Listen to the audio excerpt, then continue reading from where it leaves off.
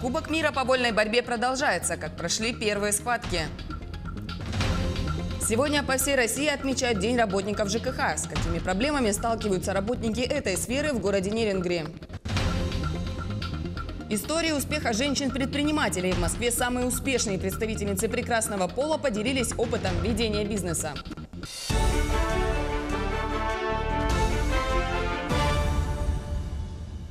В эфире новости, в студии Ольга Башук. Здравствуйте. Якутск как место проведения Кубка мира по вольной борьбе превзошел все ожидания. Об этом заявил президент Объединенного мира борьбы и член исполкома Международного олимпийского комитета Нинат Лалович. Он отметил, что фантастическая атмосфера и высокая организация положительно удивили и участников турнира. Напомню, Якутск впервые принимает турнир по олимпийскому виду спорта такого масштаба.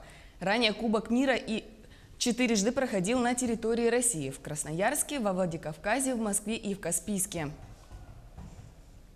Сегодня стартует второй решающий день Кубка мира по вольной борьбе в Якутске. По итогам первых схваток впереди Россия. Подробнее о том, как прошел первый день соревнований, в следующем материале. Категории до 70 килограммов Турция Арслан. На ковре борцы сборной России Кубок в категории до 57 килограммов Ариан Тютрин и Рейнер Андре Артега. С первых же секунд кубинец перешел на активные действия и заработал 2 очка. Но во втором отрезке якутский вольник смог перевести атаку кубинца в свою пользу и одним броском заработал сразу 4 очка. 4 балла Ариан Тютрин.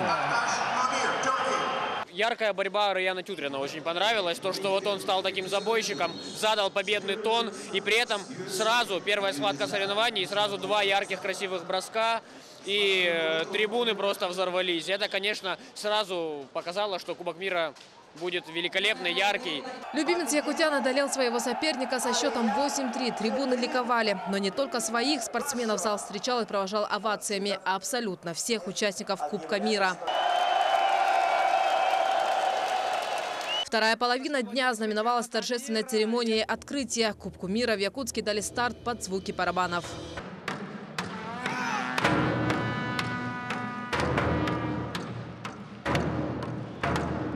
Красочное шоу по традиции познакомило гостей Кубка с культурой народов Якутии. На церемонии открытия всех участников события приветствовал и глава региона Айсен Николаев. Он отметил, вольная борьба – вид спорта номер 1 в республике. Без преувеличения, после того, как было объявлено, что Кубок мира пройдет в Якутске, вся республика жила ожиданием этого праздника. Праздника, потому что для нас, для якутян, это спорт номер 1. Одной из запоминающихся схваток второго круга стала встреча на ковре российского борца Магомеда Рамазанова и представителя японской сборной Юта Абе в категории до 79 килограммов. Россиянин разгромил своего соперника со счетом 10-0 еще до окончания времени. В последнее время японцы сильно набрали. И в выносливом плане, и в физическом, и в техническом. Настраивался на 6 минут выдержать темп. И получилось так, что быстро закончил схватку. А так очень хорошей форме, у них дисциплина на высшем уровне. А на другом ковре сборная Кубы после поражения от команды России в первом круге одержала верх над представителями Турции. В свою очередь, проигравшая сторона объяснила неудачу недостаточностью опыта заявленных спортсменов. Но тем не менее, 3 победы на свой счет турецкие вольники записали достаточно уверенно. Некоторые наши борцы достигли своих результатов, но есть и другие проблемы. Длинная дорога и другие неважно себя чувствуют. Таким образом, по итогам первого соревновательного дня Россия лидировала в своей группе. Конкуренцию ей может составить команда Ирана, которая закрепилась на первом месте в группе «Б». Кто же попадет в финал и поборется за главный трофей, покажет второй решающий день Кубка мира в Якутске. Саргалана Захарова, Илья Сыромятников, Якутск. Сотрудники отрасли, которая в условиях Якутии является ключевой жизнеобеспечивающей, отмечают свой профессиональный праздник – День работников бытового обслуживания населения и ЖКХ. Праздник по всей России отмечается в 3-е воскресенье первого месяца весны. В этом году он выпадает на сегодня, 17 марта. Отмечу, в этой непростой отрасли трудятся более 25 тысяч коммунальных работников и 10 тысяч энергетиков.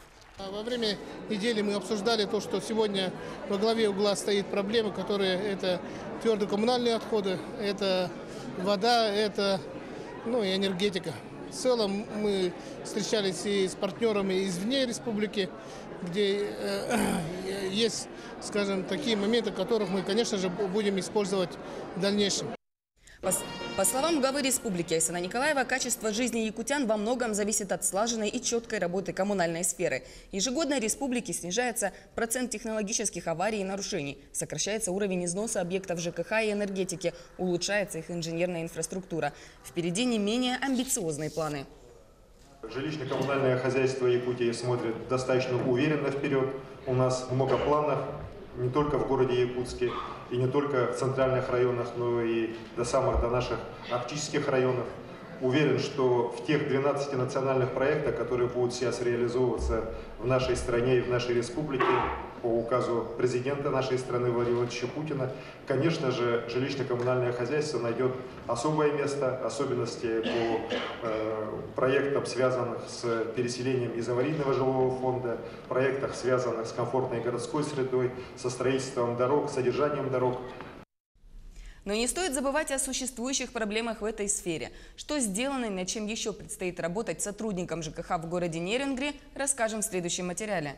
Накануне профессионального праздника в Нерюнгри поздравляли лучших работников служб ЖКХ и бытового обслуживания населения. Александр Яковлевич является председателем ТСЖ «Дружбы народов 9/3» более 10 лет. За время правления он немало сделал для своего дома, но при этом он отметил, что некоторые проблемы остаются нерешенными. Есть еще и неплательщики, которые оттягивают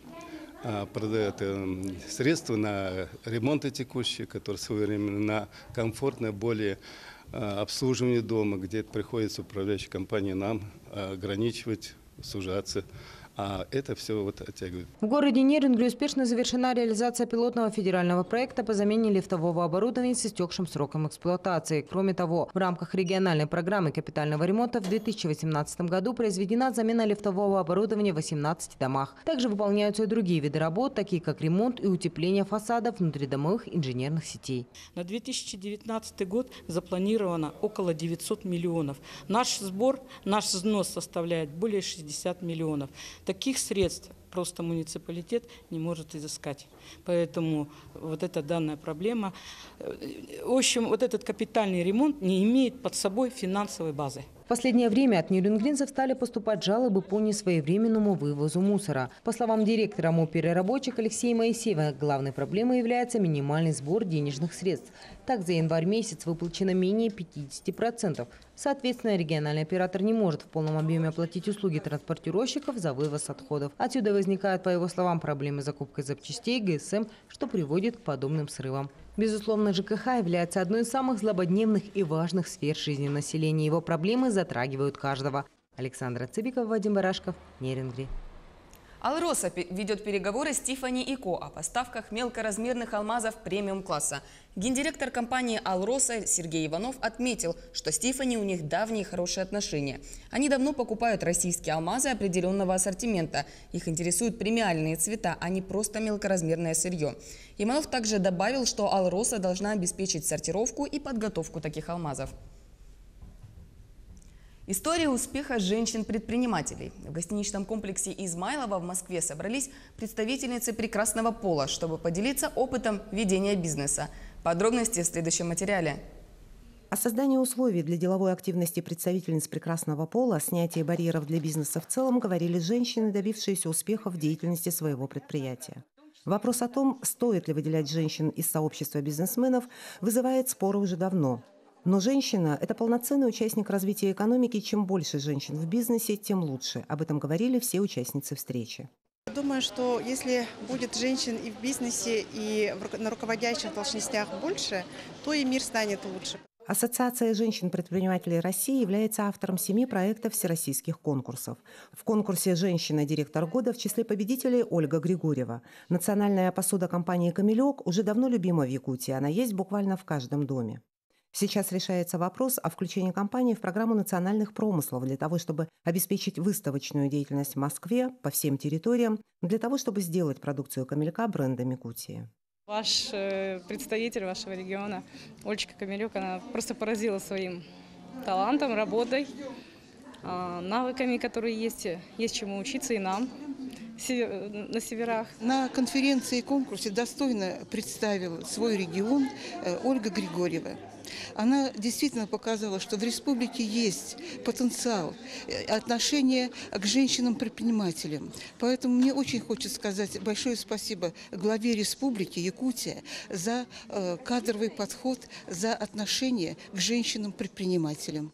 В ассоциации создается карта лучших практик победителей всероссийского конкурса, на которой будут обозначены адреса передового опыта. На такой карте появится и Республика Саха. Татьяна Черемкина, Виктор Олесов, Москва.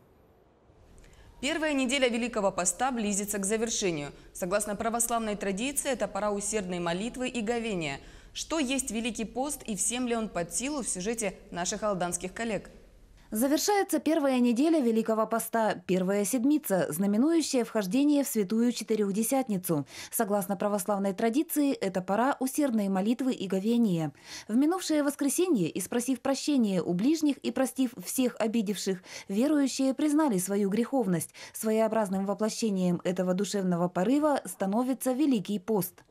Универсального плана на все дни Великого Поста для каждого дома не существует. Если семья состоит из взрослых людей, это один ритм жизни. Если семеро по лавкам плачут, то совершенно другой. Считается также, что каждый человек определяет собственную меру поста, исходя из своих духовных и физических возможностей. Имеет значение также состояние здоровья верующего. Беременным и кормящим женщинам полноценное питание необходимо. Если показана белковая диета, ни о каком воздержании от мяса и молока также не может быть речи. Здоровому человеку, по мнению медиков, соблюдение правил питания в период поста пойдет только на пользу. Отказ от тяжелой пищи поможет организму очиститься от шлаков и оптимизирует работу различных систем и органов. Поститься могут не все люди. Есть люди, которые болеют. Это, конечно, это нельзя. Надо обязательно консультироваться с врачами, чтобы не навредить своему здоровью. Бывают люди пожилым возрастом, они слабые. Современники в своем большинстве понимают пост как в первую очередь ограничение в пище и полный отказ от продуктов животного происхождения. Между тем, пост – это не диета и не изнурение плоти. Смысл поста в том, что телесное очищение сочетается со смягчением нрава и преображением души. Период Великого Поста предусматривает прежде всего очищение духовное. Татьяна Вахнина, Сергей Шипачев, Александр Лукин, Алдан. Это были новости Якутия-24. Оставайтесь с нами.